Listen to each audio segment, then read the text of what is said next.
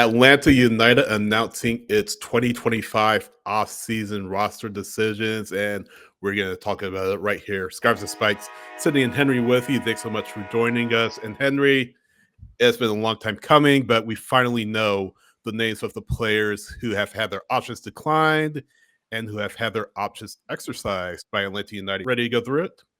Yeah, let's get into it. Let's talk first about the players whose options are declined and then go on to options who were exercised. Brooks Lennon, his option was declined, as was Ronald Hernandez, Josh Cohen, Leo Fonso, and Nick Sesek. Ronald Hernandez's contract is being negotiated at this time, so there's a chance he could come back with Atlanta United. Options that are exercised: Matt Edwards, Jay Fortune, Aiden Hibbert, Will Riley, Jamal Chiare, and Cayman Togashi. Those names that I read, really, Henry, let's be honest, there's no surprise. I mean, Leonard, we thought was always gone. Cohen, the amount of money he was making, we thought he was always going to be gone. Hernandez is the one where I feel like we were sort of in alignment with, he should stay. Maybe not as a starting right back, but certainly as a piece that could be a good locker room person for Atlanta United, a good veteran that younger players can lean on, especially if Atlanta under Tata Martino, like he said, is looking to bring in more South American players akin to what he did in 2017 and 2018. But all in all, no surprises among the players that have been declined. Yeah. As far as Lennon, again, you said that uh, he, even though we heard from him that the negotiations were going well, Yeah. there was always kind of this feeling that, this was going to be his final season. Um, it just wasn't a great one for him. But it is kind of time to move on. Cohen, again, at that price point, uh, at that salary, I mean, you probably don't want your backup goalkeeper who played 0 first team games in the past season uh, to be making that amount. So that is that.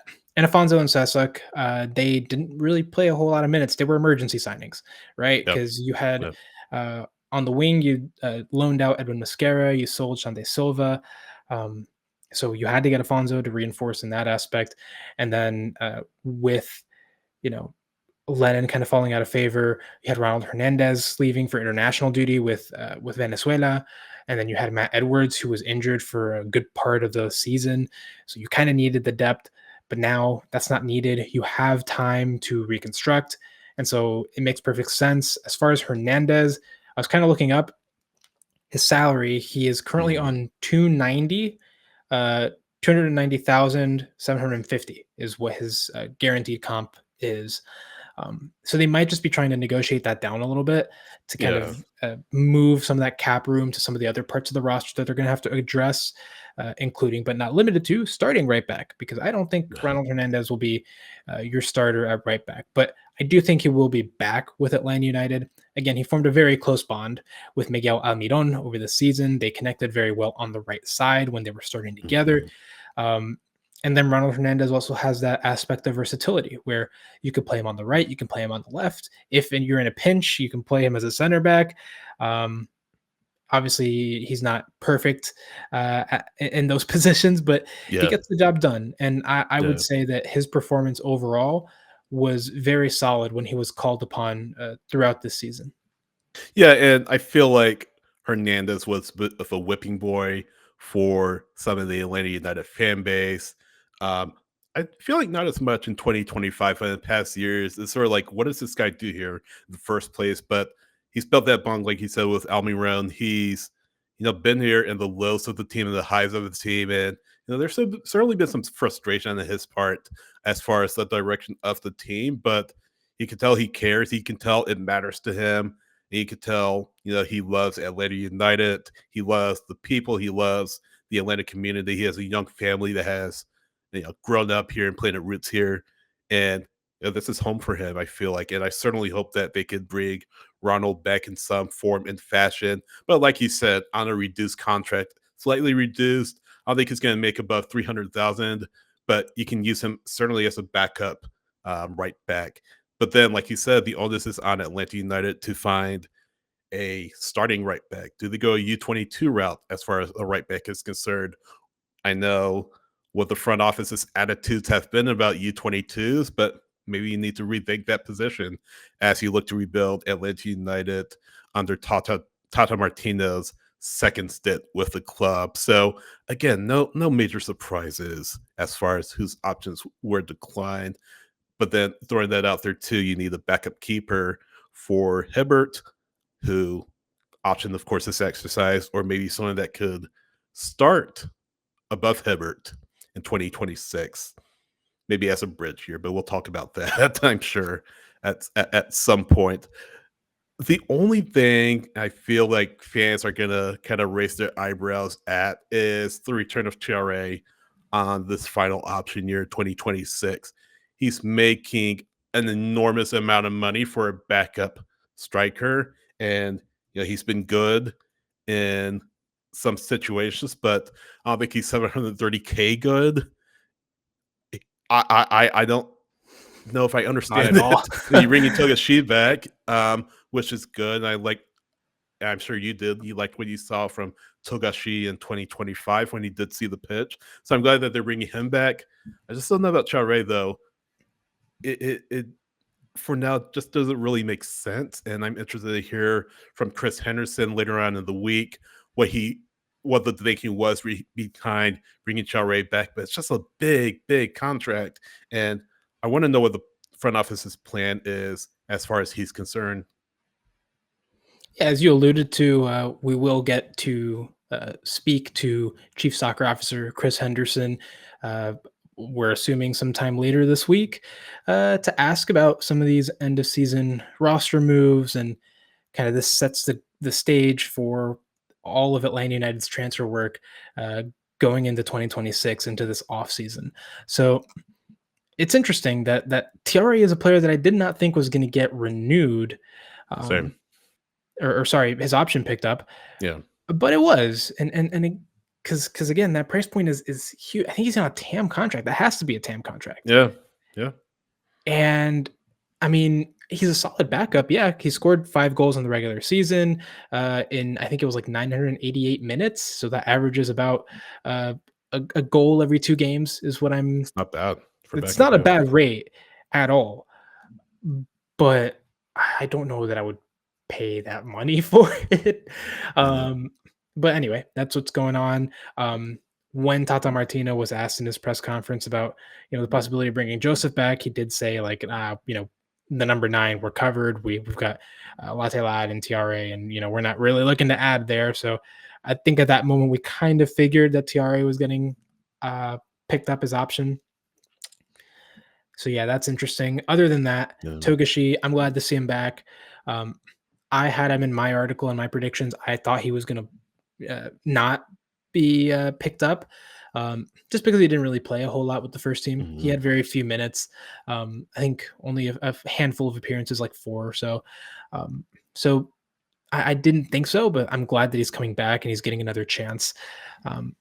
And as far as the rest, you've got pretty much all the homegrowns and Hibbert, all the homegrowns, Riley, Fortune, Edwards.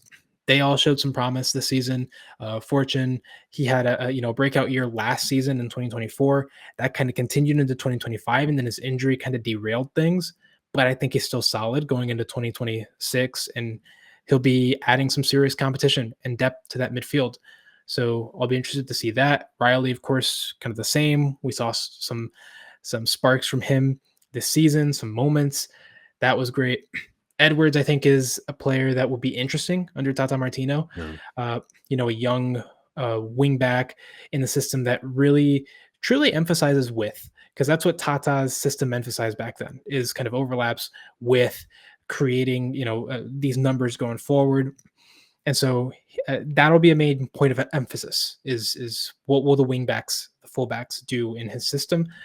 And so I think he'll learn a lot and he'll develop a lot under Tata. And Jaden Hibbert, I think there was no question about it. He was definitely getting his option picked up. Had 9 appearances towards the end of the season. He impressed. He showed very, very good reflexes. I asked Chris Henderson about that. He praised his reflexes. He praised, how mature he looked kind of on the ball, comfortable. these are things that you look at. He didn't answer directly whether he would be the number one goalkeeper next Right. season. I asked him, has he done enough to earn the spot? And he didn't really directly answer it, but he did say he's part of those conversations. As you Yeah. alluded to, this opens the door. Obviously, you need a backup, so you need to dive into probably free agency, is what I would say. I posted an article a few weeks back, probably a month now, um, kind of outlining some free agent targets. And among those, you have, David Bingham, who is on a senior minimum with Charlotte. You could probably get him Mhm. to be one of your backups. Ben Lunt, also with St. Louis, a little bit over a senior Mhm. minimum, but still low enough to where it makes sense. Um, and if you really want to go for a for sure number one, Carlos Coronel is a free agent. Yeah. You could absolutely go for it. And you also have Maxime Yeah. Crepeau out there. You have several options that Mhm. you can go for in this free agent market that you don't have to go necessarily to like Europe or South Right. America, waste international slot, spend money on a transfer fee on top of your salary requirements. So honestly, Atlanta has a lot of options as far as rebuilding its goalkeeper core, but again, these contract decisions they set kind of the tone for what we can expect as far as the transfer business that'll be happening over the winter, and kind of some speculation for how this team and what areas of this team will change. Yeah, and you're not just saying at Hibbert for just a little bit. You're not devoid of options of keepers who can come in, and if they are his backup, they can serve as someone who he can get advice from, someone he could lean on and draw from their experience. Guzan, I'm sure, will be around in some form and fashion with the club, so you know, Jaden can always reach out to him. But as far as day to day, those names that you mentioned, Bingham, Lint, are certainly players that Atlanta United could pursue, and maybe others that we haven't named yet. So they have to get that right. But you also look at the keepers in their system, John Ransom, James Donaldson as well. What is Atlanta United's plan with them? As they come through the twos, as they look for their opportunities eventually with the first team. So, sort of want to put a pin in that discussion until maybe later in the year, later in 2026, turning the page to what will be a pivotal 2027 for Major League Soccer. The midfield I want to hit on just real quickly because you have, of course, Fortune coming back. You have, of course, Riley coming back. Fortune, of course, coming off this injury. What is the situation in the midfield? Is Tristan Muyumba a player that could be expendable, maybe as a buyout candidate, maybe as a player that Atlanta United could sell for a loss or something like that, for a slight loss? I feel like this sort of points to his days being numbered with Atlanta United. And if that is the case, that's a lot of money you're freeing up to spend on other parts of the roster because we can all agree that Muyumba, his form has just cratered since he arrived with Atlanta United a couple of years ago. And I feel like it may be in Atlanta's best interest in the long term to part ways with him. What do you think? Yeah, for a long time, I've been saying that I think Mayumba's probably the number one buyout candidate going into 2026. Honestly, there were a lot of them, but um, yeah, I mean, Stian Gregerson, Sabalov Janica, even Alexei Moranchuk are lining up. But Mm, uh, man, here's the thing. I think you have Tata Martino coming into this team. And when we talked to him, he seemed confident that this team could work with the players that it has, with specifically the DPs. Um, but I think there has been a trend of players underperforming at this club. And Tristan Muyumba is one of them. And certainly 2025 was that year for him. But I think some of that kind of also has to do with how these players are being coached, prepared, um, kind of everything that goes on behind the scenes before the games, outside of the games. yeah. Um, kind of that also has an impact. And so I think Tata Martino, he's going to be a little bit patient. He's going to wait and want to see what he can do with these players if they have any chance of remaining in his system of executing kind of what he wants on the pitch. And if they can, great. Then you give them a second chance, you leave them on, no problem. If they can't do that, then that's when you ultimately, you start looking for moves outside. If you can't find any of those moves, then ultimately you pull the trigger on one of your two buyouts or both of them if needed. Um, but yeah, I think certainly uh, Muyumba's an interesting guy. This midfield overall is kind of full for the most part because I mean you add Mhm, in Bartosz Slisz, and Steven Alzate, who are the presumed mhm. starting center mid pairing, alongside Fortune and Riley, and then now Cooper Sanchez. Yeah.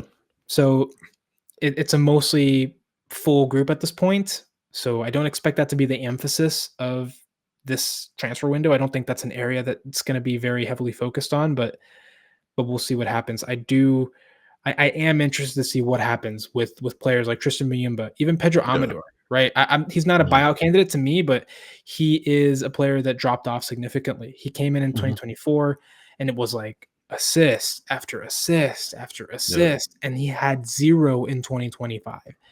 And so part of that, you start asking yourself, how much of this is coaching and how much of this is that, maybe 2024 was a fluke and we're seeing his true level, his regression, maybe. These are all questions that are very hard to answer right now, but we'll get to see more of this uh, as we shift into preseason and then eventually the start of the 2026 regular season. So those are the roster decisions for Atlanta United, and the names that we mentioned are all of the players that won't be with Atlanta United in 2026. There could be buyouts, it could be trades, there could be, of course, sales. Of course, there'll be incoming players that we'll talk about, and we'll do it right here on the Scarves and Spikes YouTube channel, and of course, scarvesandspikes.com. Like, share, subscribe our content if you haven't already. Leave a comment. Let us know what you think of these moves. Do you agree? Do you disagree? Let us know. Follow us on social media. Scarves, the letter N, Spikes on X. Scarvesandspikes.com on Blue Sky, Scarves and Spikes on Instagram and Threads. Henry, where are you in social media? I am at HA Higita on Twitter, Blue Sky, and Instagram. I'm sidh.soccer on Instagram and Threads, SH Rights on X, SH Rights on Blue Sky, Scarves the letter and Spikes on X, Scarves and Spikes Instagram and Threads, Scarves and Spikes on Facebook as well. And of course, support us on patreon.com/Scarves and Spikes. Sign up today, join our Discord, get all the benefits of becoming a Patreon backer. It helps support what we do here at Scarves and Spikes. Thanks so much for watching, and we will see you next time.